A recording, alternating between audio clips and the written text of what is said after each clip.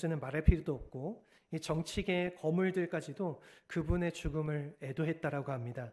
그 당시 어떤 만화가가 이 만평을, 그분의 죽음에 대해서 한 가지 만평을 그린 게 있는데, 그 만평의 내용이 이렇습니다. 한 아이가 어떤 어른에게 이렇게 질문을 던집니다. 아니, 코미디언이 죽었는데 왜 웃지 않고 다들 울고 있나요? 이렇게 질문을 던졌을 때에 여기에 그 어른이 이렇게 대답을 했습니다. 그분은 웃기는 사람이었지 우스운 사람이 아니었기 때문이란다. 여러분, 이 우스운 사람과 웃기는 사람, 여러분 얼핏 보면은 똑같이 느껴질지 모르겠지만은 이것은 굉장히 다른 것입니다. 여러분, 이 우스운 사람은요, 이 스스로 잘났다라고 생각할지 모르겠지만은 사실은 사람들의 조롱거리가 되고 이 비난의 대상이 되는 경우를 말하는 것입니다. 여러분, 그러나 웃기는 사람은요, 결코 못났거나 여러분이 바보가 아니다라는 것이죠. 누군가에게 기쁨을 안겨주기 위해서 자신을 조절해 줄 수 있는 사람, 여러분 그런 사람이 바로 웃기는 사람이라는 것입니다. 때에 따라서 자신을 완전히 내려놓고 이 기쁨의 분위기를 창조하기도 하는 사람이 바로 이 웃기는 사람이라는 것이죠. 여러분, 그러므로 이 웃음을 만드는 사람은 누구를 만나든지, 여러분 어느 집단에 들어가든지 사람들에게 기쁨을 안겨주며 살게 된다는 것입니다. 여러분, 이 미국의 정치가 중에서 가장 얼굴이 못생긴 사람으로 알려진 분이 한 사람이 있는데, 그분이 바로 우리가 잘 알고 있는 미국의 초대 대통령인 에이브라함 링컨입니다. 여러분이 한 번은 이 링컨 대통령에 대한 이러한 예화가 있습니다. 이 링컨이 의회에서 있는데 이 격렬하게 토론 중이었는데 이 야당의 한 의원으로부터 강한 비난을 이렇게 받았던 것입니다. 그래서 이분이 당신은 두 얼굴을 가진 인격자다, 이렇게 강하게 비난을 하니까 이 비난을 받은 이 링컨 대통령이 어떻게 반응을 할지 모두가 숨죽여서 지켜보고 있는데 이 링컨 대통령이 화를 내기보다는 이 조금 억울하다는 표정으로 이렇게 반문을 했다라고 합니다. 만일 나에게 두 개의 얼굴이 있다라고 하면은 어떻게 이렇게 중요한 자리 가운데에 하필이면 이렇게 못생긴 얼굴을 가지고 나왔겠습니까?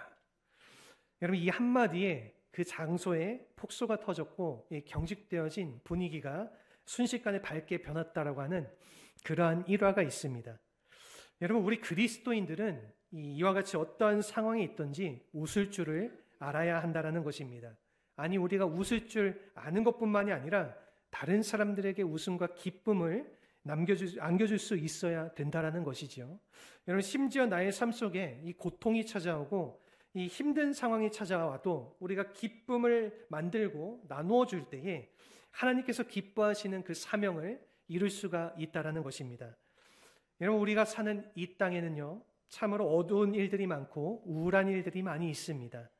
여러분, 다툼도 많고 탄식할 일들도 많이 있습니다. 특별히 요즘 같은 경우 우리가 보게 되면은 힘겹게 살아가는 분들 많이 계시지 않습니까? 여러분, 이 좌와 우가 나눠지고 정치적으로나 경제적으로나 너무나도 어두운 시기를 겪고 있는 이와 같이 침체되고 이 어두운 세상이라고 할지라도 우리가 들어가서 기쁨을 만들어내고 그들에게 참된 웃음을 만들어낼 수만 있다면 얼마나 그들의 삶 가운데에 여러분 복된 인생을 우리가 주어주게 되지 않겠습니까? 여러분, 이와 같이 이 어두움 속에 들어가서 축복을 만들어내는 삶, 이것을 이 촉매자의 삶이다, 그렇게 우리가 말할 수가 있습니다. 여러분, 촉매라고 하는 것은요, 이 한 가지 화학 반응인데, 여러분 이 화학적으로 반응이 잘 일어나지 않을 때에 이 촉매를 넣게 되면은 빨리 이 화학 반응이 작용을 하게 됩니다. 일어나는 것이죠. 여러분, 그래서 이 촉매 한 방울을 떨어뜨리게 되면은 융합이 안 되던 화학 물질이 이렇게 화학 작용이 일어나서 잘 융합이 되어지는 것입니다. 여러분, 중세 때 연금술사들이 이것을 많이 사용했기 때문에 이 촉매를 화학의 꽃이라고도 부르기도 합니다. 여러분, 우리의 삶 가운데도 이러한 촉매가 필요한 것입니다. 여러분, 서로 화합이 안 되는 가운데 들어가서 화합시키고, 그리고 다툼 가운데 들어가서 평화를 만들어내고, 여러분, 깨어진 곳에 들어가서 치유를 만들어내고, 여러분, 절망한 사람들 속에 들어가서 희망의 꽃을 만들어내는 것이 이 촉매자의 삶이라는 것입니다. 여러분, 하나님께서 우리를 이 땅에 보내주실 때에 우리를 축복의 촉매자로 우리를 부르셨습니다. 여러분, 그러므로 우리는 어디를 가든지 이 낙심한 사람들에게 희망을 안겨주고 이 사망의 그늘에 앉아있는 사람들에게 천국의 기쁨을 남겨줄 수 있어야지 하나님께서 우리에게 보내신 사명을 바르게 이룰 수가 있다라는 것입니다. 오늘 본문을 보시면은요, 이 비록 본인들의 삶은 환난과 핍박을 받았지만은 가는 곳마다 이 기쁨과 축복을 유발시켰던 그런 사람들의 이야기가 기록이 되어져 있습니다. 여러분, 이전의 말씀 속에서 이 스데반의 순교를 시발점으로 해가지고 여러분, 이 대환란의 바람이 예루살렘 가운데에 찾아왔는데, 여러분, 이때에 그 주역을 담당했던 사람이 바로 사울이라고 불리우는 사람이었습니다. 여러분, 아직 개종하기 이전에 이 사울이긴 하지만은요, 오늘 우리가 읽지 않았지만 본문의 3절의 말씀을 보시면은요, 사울이 교회를 잔멸할 때 여러분, 각 집에 들어가 남녀를 끌어다가 옥에 가두었다, 그렇게 말을 하고 있습니다. 여러분, 아예 기독교의 씨를 말려버릴 작정으로 지금 대대적인 박해를 가하고 있었던 것입니다. 여러분, 이런 측면에서 당시 사울은요, 여러분, 이 축복의 촉매자가 아니라 파괴의 촉매자라고, 불행의 촉매자라고 우리가 부를 수가 있습니다. 이와 같이 파괴를 일삼던 사울이 나중에 예수님을 만나고 이 복음의 촉매자가 된 것은 놀라운 하나님의 역사가 아닐 수가 없는 것입니다. 여러분, 어쨌든 현 시점까지 우리가 보게 되면은요, 여러분, 이 초대교회 성도들은 엄청난 고난을 겪었습니다. 사랑하는 가족들이 죽임을 당하기도 하고, 그리고 여러분이 감옥에 끌려가서 고초를 당하고 자신의 삶의 보금자리와 터전을 다 잃어버리고 정처 없이 떠돌게 되는 그러한 불행을 겪었던 것입니다. 이와 같은 상황에도 불구하고 우리가 읽었던 4절의 말씀을 보시면은요, 여러분, 이들이 행했던 일이 나와 있습니다. 그 흩어진 사람들이 두루 다니면서 이 복음의 말씀을 전했다라고 그렇게 말하고 있습니다. 여러분, 본인도 아프고 힘든데 이 어려운 상황 가운데 처하고 쫓겨났지만은 이들이 가는 곳마다 복음을 증거하고 생명의 축복을 나눴다라는 것입니다. 여러분, 어떻게 이러한 것이 가능했을까요? 여러분, 이 자기들도 당한 사람들이고, 여러분, 이 죽임당하고 통곡하며 이 내려왔던 사람들인데, 여러분, 가는 곳마다 원망과 분노의 씨앗을 그들이 퍼뜨린 것이 아니라 여러분, 복음의 씨앗을 퍼뜨렸다라는 것입니다. 여러분, 어떻게 이러한 것이 그들 가운데 가능했을까요? 여러분, 이것은 그들 속에는 생명의 복음이 있었기 때문입니다. 여러분, 더 정확하게 말하면은 그들 안에 부활하신 예수 그리스도의 영인 이 성령께서 함께 계셨기 때문에 여러분, 그들이 축복을 나누며 살아가는 것이 가능했다라는 것입니다.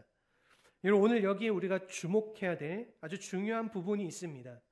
여러분, 우리가 흔히 주어진 환경이 이 인생의 행복과 불행을 결정한다, 우리 많이들 그렇게 생각을 하지만은 사실은 그렇지 않다라는 것입니다.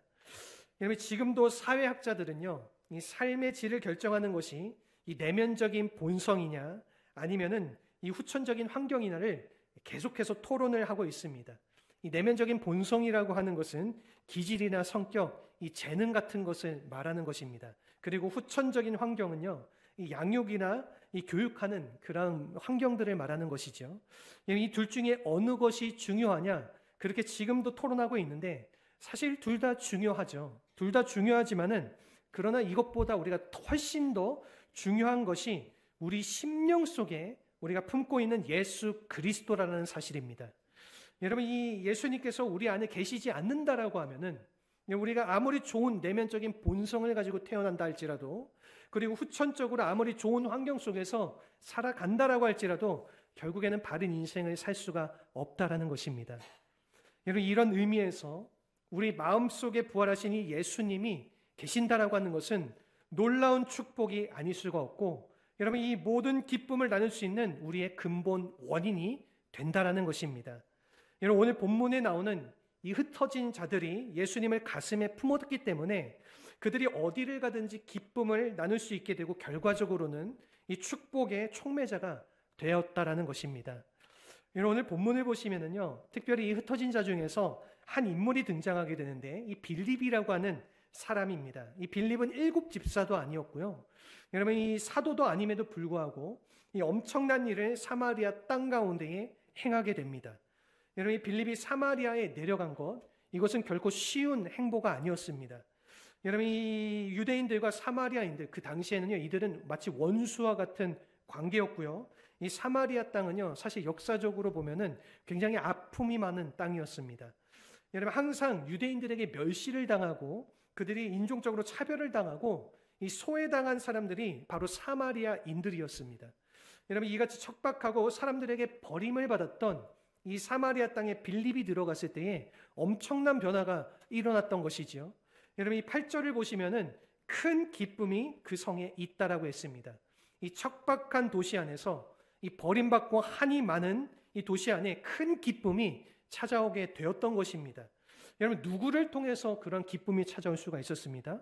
바로 빌립이라고 하는 한 복음 전도자를 통해서, 여러분, 이 사람이 복음의 매체가 되고 이 복음의 촉매자가 되는 그 순간 이 도성 전체가 이 기쁨의 도성으로 변했다라는 것입니다. 여러분, 오늘 우리가 바로 이러한 삶을 살아가야 되지 않겠습니까? 물론 우리의 삶 속에 아직 힘든 문제들이 참으로 많이 있지만은, 여러분, 더 절망적인 세상 속에 우리가 들어가서 이 기쁨을 만들어내고 생명의 빛을 증거해야지 이 어둡고 답답한 세상이 밝아지게 될 수가 있다라는 것입니다. 우리가 이 땅을 살아가면서 어떻게 하면은 여러분 이 참 기쁨의 촉매자가 되고 이 축복의 촉매자로 살아갈 수 있을지, 오늘 이 빌립의 경우를 통해서 이 기쁨의 촉매자로 사는 데 필요한 우리 몇 가지 비결을 함께 나눠보고자 합니다. 우선 첫 번째입니다. 이 첫 번째는요, 자신의 벽을 넘어야 한다라는 것입니다.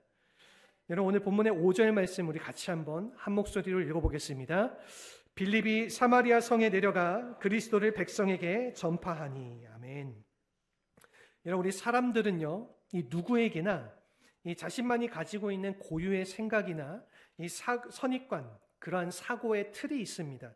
여러분, 이것을 우리가 먼저 깨뜨리지 않으면요, 우리가 다른 사람들에게 기쁨을 나눠줄 수가 없다라는 것입니다. 우리가 읽었던 이 본문의 5절 말씀을 보시면요, 이 사마리아 성의 기쁨이 무엇으로 시작되어 있는지가 아주 잘 나와 있습니다. 여러분, 빌립이 사마리아 성에 내려가라라고 했습니다. 여기서 내려가라라는 표현, 이것이 참 중요합니다. 여러분, 이것은요, 이 경계를 넘어서서 사마리아 땅으로 내려갔다라는 것입니다.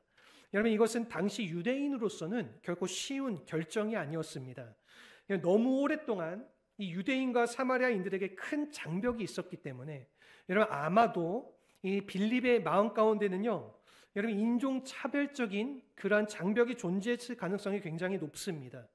여러분, 오랜 전통이고 관습인데 이것을 다 깨뜨리고 새로운 지역으로 간다라는 건 사실 빌립에게는 쉬운 일이 아니었던 것입니다.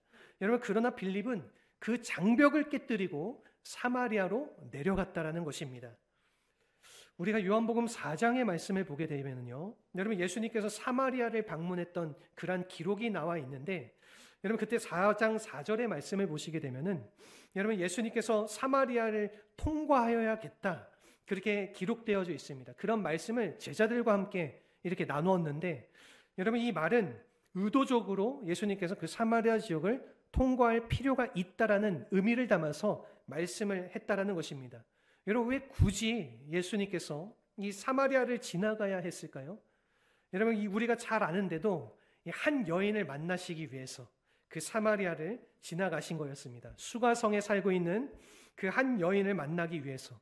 여러분, 그 결과 그 처참한 삶을 살아왔던 그 한 여인의 가슴 속에 이 생수의 기쁨이 넘쳐나게 되고, 여러분, 한 걸음 더 나아가서 수가성 전체에 이 복음으로 변화되었던 놀라운 사건이 나타날 수가 있었던 것입니다. 여러분, 이런 의미에서 우리도 의도적으로 우리 안에 있는 이 마음의 장벽을 깨뜨리고 하나님이 기뻐하는 곳으로 나아가야지, 여러분, 우리가 이 복음의 소통도 이루어지고 이 축복의 전달도 가능하게 된다라는 것입니다.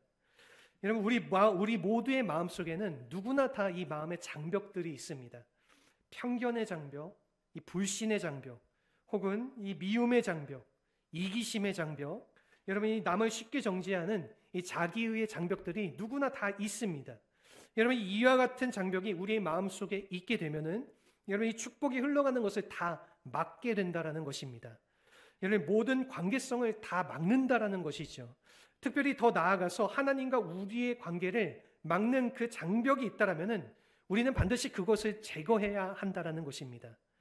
여러분, 그래야지 하나님의 축복이 나의 심령 속에 흘러가고 내가 그 축복을 전달하며 살아갈 수가 있다라는 것입니다.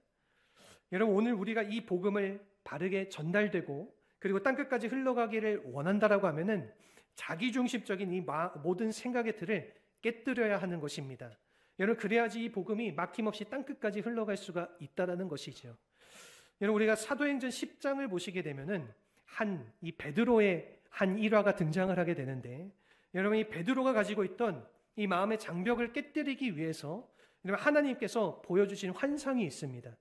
여러분, 이 베드로가 욥바 지역에 갔을 때에 이 낮 12시, 정오죠. 이 12시에 기도하기 위해서 지붕으로 올라갔습니다. 그래서 딱 점심을 먹을 그 시간이죠. 가장 배고픈 그 시간에 이 베드로가 기도하는 중에 하나님께서 환상을 보여주십니다. 어떠한 환상을 보여주시냐면은 음식에 대한 환상을 보여주시는 거예요. 여러분, 그래서 큰 보자기에 음식이 담겨져 있는데 이 4발 가진 짐승, 그리고 기는 것, 그리고 공중에 나는 것을 잡아먹어라, 그렇게 말씀하시면서 그 음식들을 보여주셨습니다. 그러면 여기서 이 4발 가진 짐승은요, 아마도 여러분이 돼지 족발과 같은 그러한 종류를 말하는 것입니다. 그리고 기는 것은요, 여러분이 뱀이나 이 뱀장어와 같은 그러한 종류를 말하는 것이고, 공중에 나는 것은 이 까마귀와 같은 종류를 말하는 것입니다. 여러분, 한국인이 좋아하는 이 스태미나에 좋은 모든 음식들을 지금 다 보여주신 것입니다. 여러분, 한국 사람들이라면 이것들 다 잡아먹을 수 있겠지만은 여러분, 유대인들에게는 이것이 있을 수 있는 일이 아니었습니다. 그들은 결코 먹어서는 안 되는 음식들을 하나님께서 보여주셨던 것이지요. 여러분, 왜냐하면 이와 같은 음식들이 역겹고 더러울 뿐만이 아니라 나아가서 이 유대인들에게는 금지되어 있었던, 율법적으로 금지되어 있었던 그런 음식들이었기 때문에 유대 정통상 이 한 번도 먹어보지 않았던, 여러분, 그런 더럽다고 분류가 되어진 이 음식을 베드로에게 먹으라고 하나님께서 보여주신 것입니다. 여러분, 그때에 이 베드로가 처음에는 이것을 절대로 먹을 수 없겠다라고 그렇게 거절을 했지만은 하나님께서 3번 반복해서 이 베드로에게 보여주시고 먹으라고 하셨을 때에 결국에는 베드로가 순종을 하게 됩니다. 여러분, 그리고 베드로가 순종을 하고 그 이후에 갔던 장소가 바로 고넬료의 집이었습니다. 이방인이었던 고넬료의 집에 들어가서 복음을 전하게 되고, 그 고넬료의 집에 하나님의 복음이 나타나게 되고, 고넬료의 가족이 구원을 얻게 되고, 나아가서 이방 민족 가운데에 이 복음이 전하여지게 되는, 여러분, 그러한 놀라운 복음의 역사가, 세계 선교의 역사가 그것을 통해서 나타나여졌다라는 것입니다. 여러분, 그러므로 하나님께서 보여주신 이 환상이라고 하는 것, 사실 이 베드로가 가지고 있던 이방인들을 더럽게 취급하는 이 마음의 장벽을 깨뜨리기 위함이었다라는 것입니다. 여러분, 그래서 이 이방인들을 향하여서 이 장벽을 깨뜨리고 베드로가 나아갔을 때에 이 베드로를 통하여서 하나님의 귀한 이방 선교의 사역이 증거되어질 수 있었던 것입니다. 여러분, 오늘날도 마찬가지입니다. 여러분, 우리가 이 복음을 흘러가게 하려면은 우리의 마음속에 있는 이 장벽들을 다 깨뜨려야 한다라는 것입니다. 여러분, 특별히 이 이기심의 장벽을 우리가 깨뜨리지 않으면은요, 여러분, 이 복음이 흘러갈 수가 없다라는 것입니다. 인종의 장벽, 이 미움과 증오심의 이 장벽, 이와 같은 것을 우리가 다 깨뜨려야지 여러분, 이 복음이 바르게 전달될 수가 있다라는 것입니다. 이런 의미에서 우리의 마음속에 이 복음을 가로막고 있는 이 모든 장벽을 깨뜨리고 진정한 복음의 촉매자로서, 축복의 촉매자로서 우리의 인생을 살아내시는 우리 모든 성도님들이 되시기를 주님의 이름으로 축원합니다. 아멘. 두 번째는 뭐냐면요, 이 복음의 능력을 보여야 한다라는 것입니다. 여러분, 이 본문의 5절부터 6절 말씀입니다. 우리 같이 한번 한 목소리로 읽어보겠습니다. 빌립이 사마리아 성에 내려가 그리스도를 백성에게 전파하니 무리가 빌립의 말도 듣고 행하는 표적도 보고 한 마음으로 그가 하는 말을 따르더라. 아멘. 여러분, 우리가 이 모든 이기심의 장벽을 깨뜨리고 이 사마리아로 내려가서 기쁨을 나누는 것도 중요하지만은 여러분, 그러나 그곳으로 내려가는 것만으로 충분할까요? 여러분, 그렇지 않다라는 것입니다. 그보다 더 여러분, 이 근본적인 기쁨의 원천을 그들에게 제공을 해줄 수가 있어야 하는 것입니다. 그것이 무엇일까요? 여러분, 오늘 성경은 그것을 복음이라고 명확하게 우리에게 밝혀주고 있습니다. 5절 말씀을 보시면요, 빌립이 그곳에 내려가서 무엇을 했습니까? 여러분, 이 복음 그리스도를 백성에게 전파했다. 이것은 복음을 전했다라는 것입니다. 우리가 6절 말씀을 계속해서 보시면은요, 빌립은 복음을 전했을 뿐만 아니라 이 복음의 능력까지도 그들에게 보인 것을 우리가 확인할 수가 있습니다. 여러분, 빌립이 이 전하는 말도 들었지만은 그들이 그가 행하는 표적도 보았다라고 한 것이죠. 여러분, 이 표적이라고 하는 것은 이 복음의 진정성을 확인해주는 이 가시적인 현상을 말하는 것입니다. 여러분, 물론 이 복음 그 자체에 여러분 이 구원의 능력이 있습니다. 여러분, 그래서 이 사람들이 그 복음 자체로도 그들이 그 능력을 확인할 수 있지만은, 그러나 여러분 이 세상 사람들은요, 이 복음의 실체를 누구나 다 보고 싶어 한다라는 것입니다. 여러분, 당신이 믿는 그리스도의 능력을 당신의 삶을 통해서 보여달라라는 것입니다. 여러분, 이것을 보았을 때 마음의 문이 열리게 되고, 그리고 이 복음이 주는 기쁨을 받아들이게 된다라는 것입니다.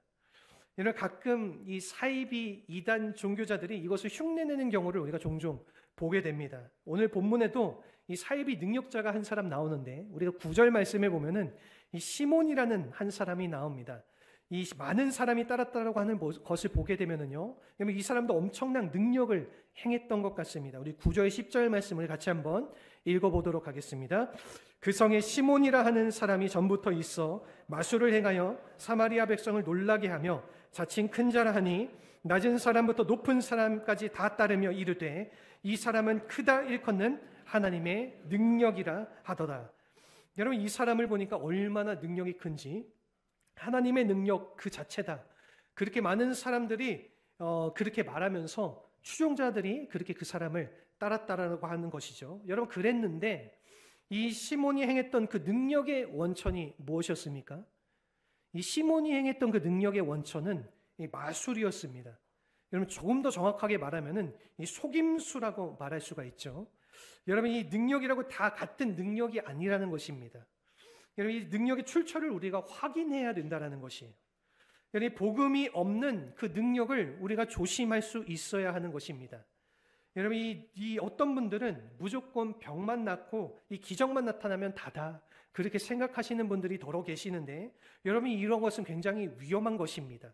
여러분, 이 능력이 어디에서부터 나오는가를 우리가 분명하게 알 수 있어야 된다는 것입니다.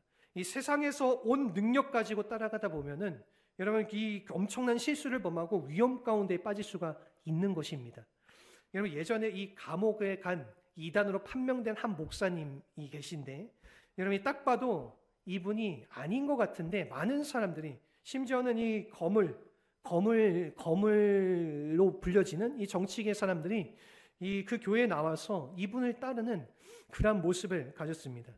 여러분, 이분이 어떻게 행동을 했냐면은 그 교회에서 여러분이 항상 이 교회에 들어가면은요, 여러분 이 교회 그분이 설교하기 전에 입당을 하면은 여러분 여자들에게 둘러싸여서 가마를 타고 입당을 합니다. 상상이 가십니까? 설교할 때에 이분이 옥황상제 같은 옷을 입고 설교를 해요. 여러분, 딱 봐도 아닌데 수많은 사람들이 거기에 현혹되어져서 여러분 그 말을 듣고 있는 것입니다.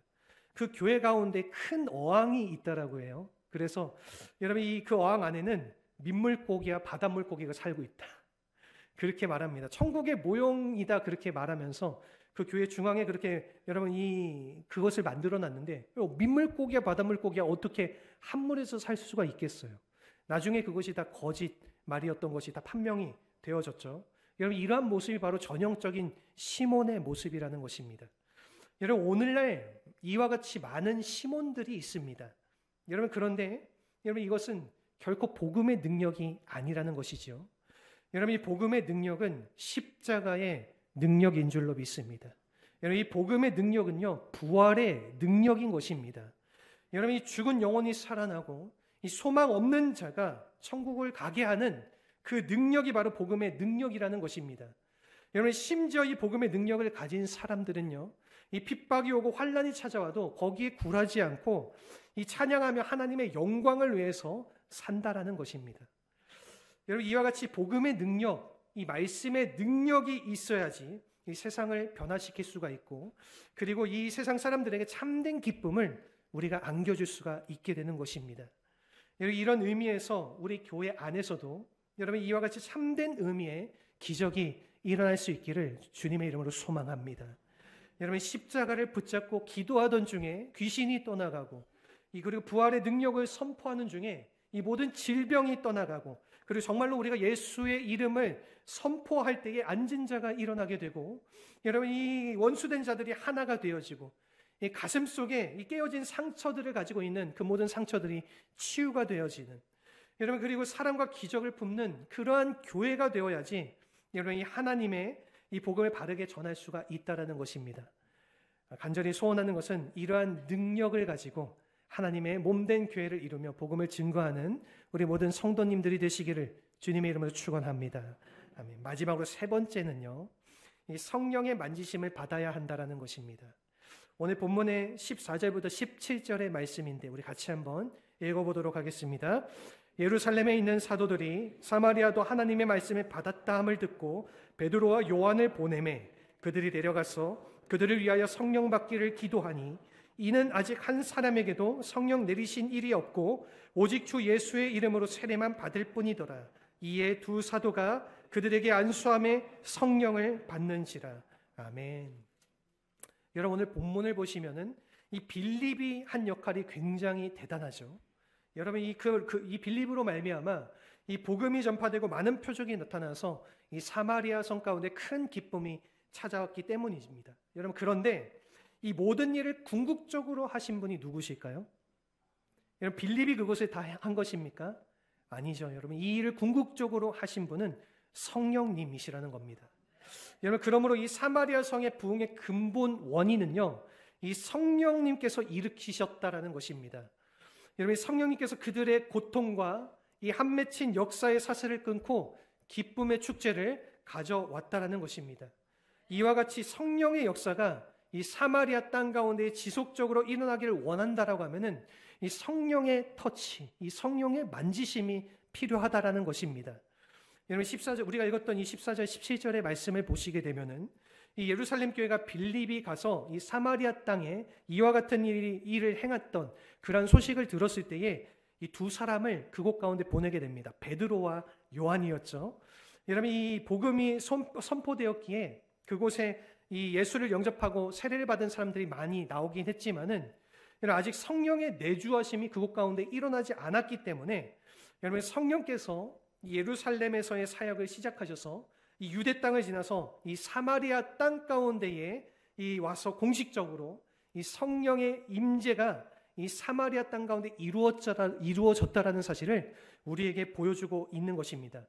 여러분 이와 같이 이 두 사람의 사도가 와서 그 사마리아에서 예수를 믿는 모든 사람들에게 안수를 할 때에 그들에게 성령이 임하게 되고 그리고 성령의 임재함으로 말미암아 이 사마리아 땅 전체가 이 성령의 만지심 가운데에 부흥을 하게 되고 이 변화가 되었다라는 사실을 말한다라는 것입니다.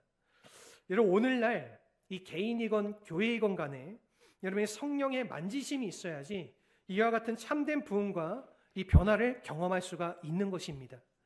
여러분 이 7절의 말씀을 잠시 보시면은요, 여러분 사마리아 땅에 성령님께서 오셨을 때에 일어난 역사가 어떠한 것인지 소개가 되어져 있습니다. 성령이 만지시면은 여러분 우리를 붙잡고 있는 여러분 이 모든 어두운 영이 떠나가게 되는 것입니다. 여러분 내 마음 속에 있는 모든 귀신과 이 마음의 질병이든지 이 마음의 상처들이 모두 떠나갈 수 있게 되는 것입니다. 여러분 이 성령께서 만지시면은 이 마비된 몸이 풀려나게 되고 여러분 그리고 이 중풍증자가 일어나게 되고 여러분 또한 이 날 때부터 안진뱅이였던 자가 일어나서 이 하나님을 찬양하는 그런 기적이 일어나게 되는 것입니다. 여러분 이 성령께서 만지시면은 이 가정을 붙잡고 있는 모든 죄의 사슬들이 끊어지게 되고 우리의 자녀들의 마음속에 기쁨과 환희가 찾아오게 되는 것입니다. 여러분 이 성령께서 교회를 만지시게 되면은 그때 교회의 예배가 살아나게 되고 기도가 타오르게 되고 그리고 이 교회 안에 사랑과 섬김의 공동체가 일어나게 돼서 하나님 나라의 비전을 이룰 수가 있게 되는 것입니다. 여러분 그러므로 이 개인이든지 이 교회든지 이 성령의 만지심이 지속되어질 때에 여러분 이 하나님의 교회가 강한 교회가 되고 여러분 이 복음으로 가득 찬 교회가 되고 더 나아가서는 우리를 둘러싸고 있는 모든 삶의 침체를 뚫고 우리가 반등해서 하나님께서 우리에게 주시고자 하는 이 새로운 시대의 사명을 감당해 갈 수가 있게 되는 것입니다. 사랑하는 성도 여러분, 하나님께서는 살아계시는 줄로 믿습니다. 제가 이것을 참으로 많이 느끼는 감사한 것들이 우리 교회에 참으로 많이 있는데, 우리 교회에 아프신 분들이 여러 계세요. 그래서 아프신 분들은, 또 어떤 분들은 병의 문제 때문에, 또 오늘도 기도 제목도 나눴지만은 또 수술을 앞두고 계신 분들, 주변에 아프신 분들 많이 있는데, 그 아프신 분 어떤 분이 저에게 기도를 많이 요청을 하십니다. 최근에 몇몇 분이 기도를 요청하셔서 제가 같이 마음 품고 기도했습니다. 그럴 때 이분들이 주님 앞에 회복되어지는 그런 놀라운 일들을 경험을 하셨어요. 물론 수술을 받았지만은 여러분, 이들 마음 가운데 두려운 마음이 있지 않겠습니까? 수술도 그게 100% 확신이라고 해도 그게 100% 성공을 합니까? 그런 것이 아니죠. 여러분, 그런데 기도하면은 하나님의 역사가 그 자리 가운데 나타나는 거예요.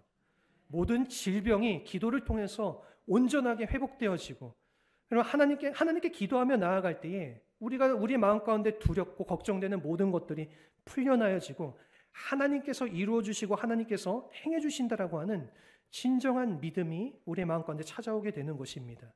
하나님이 살아계신 역사가 우리의 삶 가운데 나타나여지게 되는 것이죠.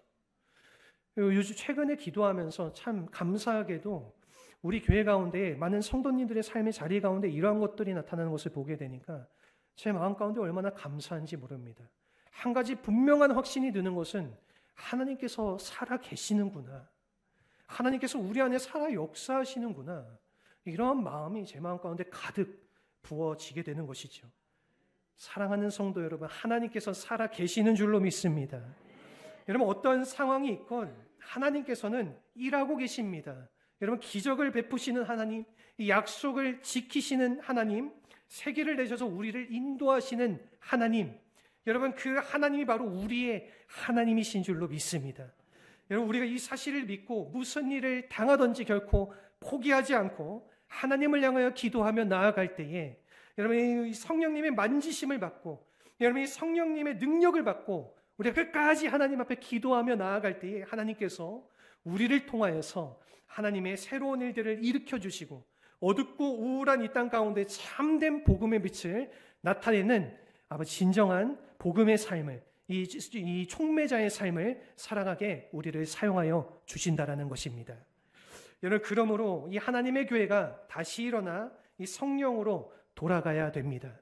여러분, 이 성령의 만지심을 받아서 여러분, 우리 한 사람 한 사람이 이 성령께서 부어주시는 그 기름 부음을 받고 우리가 변화되어야지 우리가 어디를 가든지 여러분, 이 기쁨을 나눠줄 수 있는 기쁨의 촉매자가 될 수 있는 것입니다.